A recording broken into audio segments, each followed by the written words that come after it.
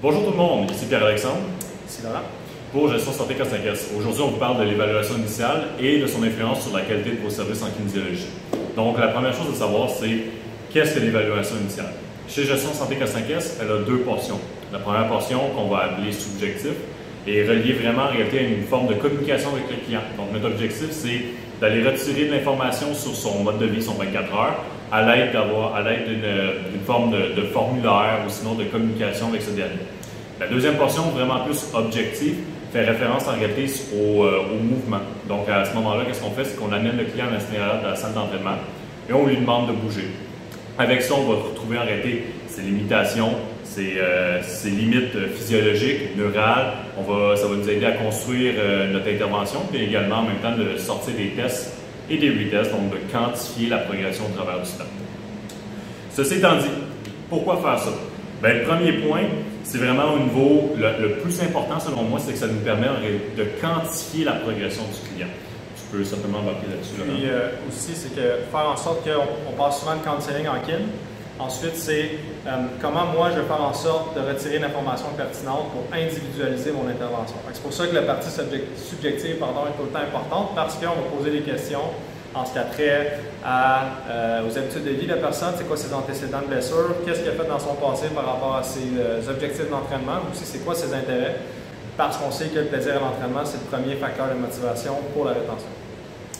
Ensuite de ça, quand on va tomber plus dans la partie objective, notre objectif à nous, ça va être de collecter des données pour ensuite, comme PA l'a dit, de retester éventuellement dans le temps, à savoir si on a eu une amélioration par rapport à certaines mesures prises initialement.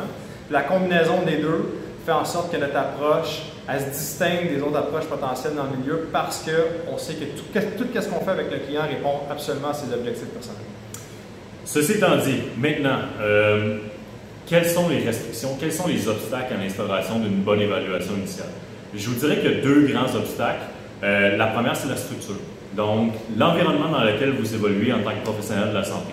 Bien souvent, la durée de l'intervention avec le client vous ne permet pas de mettre l'évaluation initiale comme que vous le désirez. Aussi, les outils à votre disposition, là je parle de programme, etc., ne vous permettent pas nécessairement de faire l'analyse comme qu'elle devrait être faite. Fait que ça, c'est le premier, je vous dirais, la première barrière. La deuxième barrière, c'est vraiment lié au niveau du client comme tel, puis sa perception de valeur. Entre autres, oui, mais avant d'embarquer dans la perception de valeur, je dirais aussi qu'une des barrières, c'est comment orienter ou plutôt comment naviguer l'évaluation. On reçoit souvent la question, quelle question je pose? Comment je fais pour aller chercher l'information qui est pertinente? Est-ce que je pose en premier sur ses habitudes de vie? Ensuite, est-ce que je vais dans ses antécédents de blessure ou est-ce que je vais dans ses intérêts par rapport à l'entraînement? Donc, avoir un frame par rapport au questionnaire, ça a déjà une assez grande importance. Et plus le frame est standardisé, plus on accumule l'information pertinente qui, ultimement, va augmenter la perception de valeur de l'individu parce que le service subséquent qui va être rendu va répondre à ce que lui recherche d'entrée de jeu parce que nous, on est capable d'identifier les besoins de cette personne-là à l'aide du questionnaire préalablement déterminé. Donc, le tout pour emporter, évaluation initiale, deux portions, subjectif, objectif. Vos meilleurs alliés, la structure, votre professionnalisme et votre communication. Puis l'objectif, répondre aux besoins du client, répondre à son individualité. Puis ensuite, c'est stimuler la perception de valeur avec des interventions qui répondent à ce qu'on a déterminé dans l'objectif d'évaluation initiale. Passez une bonne fin de journée.